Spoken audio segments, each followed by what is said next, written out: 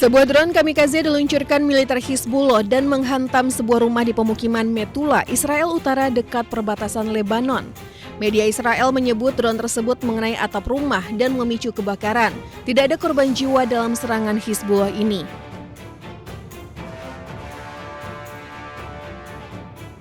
Sementara itu, militer Hizbullah juga merilis sebuah video yang memperlihatkan pasukan mereka menargetkan sebuah tank Merkava Israel di kota Taibeh, Lebanon Selatan.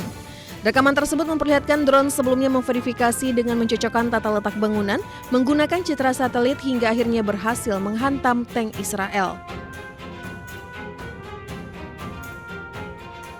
Rilisan rekaman terbaru, drone Hizbullah berhasil menghantam markas komando baru Brigade Lapis Baja KE-401 milik militer Israel di Lebanon Selatan.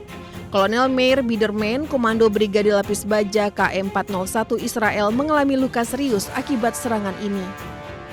Menurut IDF, Biderman mengalami cedera kepala serius dan untuk sementara digantikan oleh kepala staf brigadenya.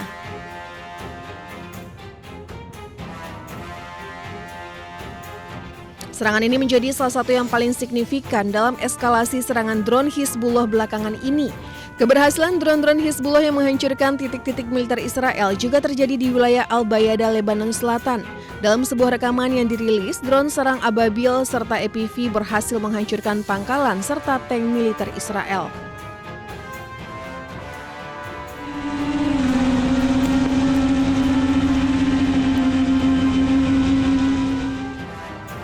Israel mengakui adanya serangan drone Hizbullah terhadap pangkalan militernya di Al-Bayada.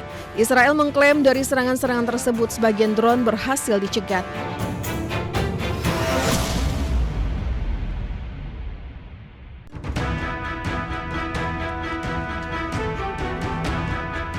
Otoritas Iran menangkap seorang pria bernama Mojtaba Kian, bekerja di sebuah pabrik dekat Karaj.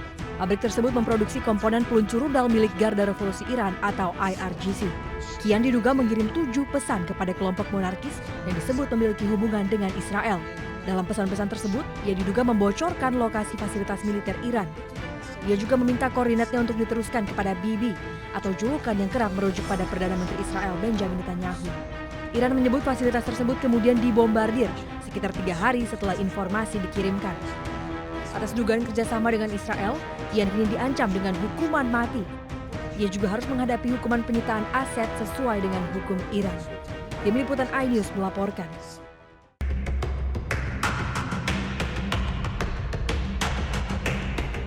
Salah satu syarat utama dari AS menuntut Iran agar seluruh stok uranium diserahkan atau dipindahkan ke luar wilayah negara tersebut. Presiden Amerika Serikat bahkan menegaskan bahwa pasokan uranium diperkaya tinggi milik Iran akan segera diserahkan kepada AS atau dihancurkan. Disampaikan Donald Trump dalam Social Truth pada Senin waktu setempat, uranium yang diperkaya atau debu nuklir akan segera diserahkan kepada Amerika Serikat untuk dibawa pulang dan dihancurkan. Presiden AS juga menambahkan uranium itu bisa dihancurkan di tempat atau di lokasi lainnya yang dapat diterima. Sementara itu, pemimpin tertinggi Iran Mojtaba Khamenei menolak mengirimkan uranium ke luar negeri karena akan membuat Iran lebih rentan terhadap serangan AS Israel di masa depan. Mojtaba Khamenei menginstruksikan uranium Iran yang telah diperkaya tak boleh dikirim ke luar negeri.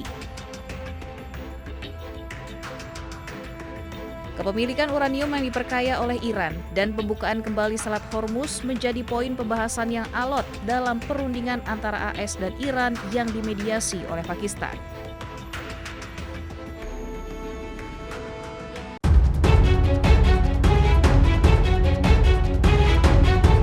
Jajaran polisi Resort Jember langsung bergerak cepat menerima laporan warga diteror pocong di Cangkring, Kelurahan Patrang, Jember, Jawa Timur. Namun berita tersebut ternyata hoaks. Polisi akhirnya mengamankan 3 remaja di Patrang, Jember. Mereka kemudian digelandang ke kantor Polres setempat untuk diinterogasi terkait maksud menyebar isu pocong di masyarakat lewat media sosial. Alhamdulillah sudah ketemu dan kita amankan dan akan kita minta keterangan di Polres Jember untuk mempertanggungjawabkan perbuatan tersebut. Intinya warga masyarakat nggak usah resah bahwasanya postingan-postingan tersebut adalah tidak benar. Ketiga penyebar pocong kini menjalani pemeriksaan intensif di Polres Jember. Polisi berharap kepada masyarakat agar tidak gampang percaya isu hoaks yang membuat resah dan takut.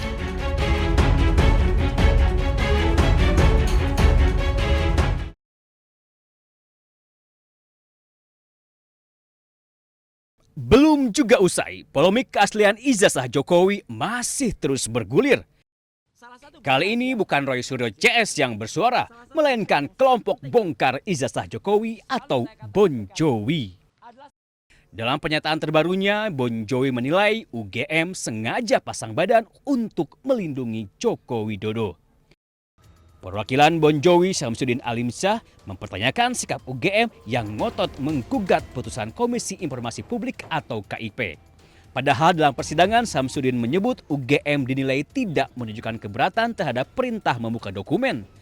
Syamsuddin juga menyebut alih-alih menyampaikan keberatan atas putusan, dalam sidang KIP sebelumnya, UGM justru bertanya soal mekanisme penyerahan dokumen.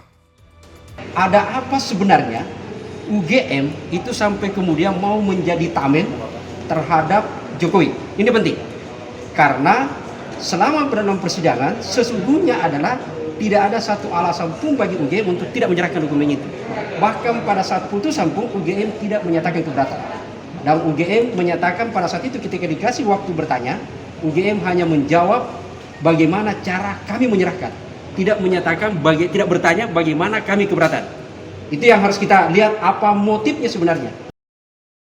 Tidak hanya menilai UGM sengaja menjadi tameng bagi Jokowi, Bon Jowi juga mengklaim menemukan sejumlah anomali dalam dokumen pencalonan Jokowi saat dirinya mencalonkan diri sebagai wali kota Solo hingga gubernur DKI Jakarta. Bon Jowi mengaku menemukan fakta jika legalisir ijazah Jokowi sama sekali tidak mencantumkan tanggal legalisasi. Tidak hanya itu, Bon Jowi juga mempermasalahkan tidak lengkapnya riwayat pendidikan Jokowi di KPU. Tim Liputan Ainus melaporkan.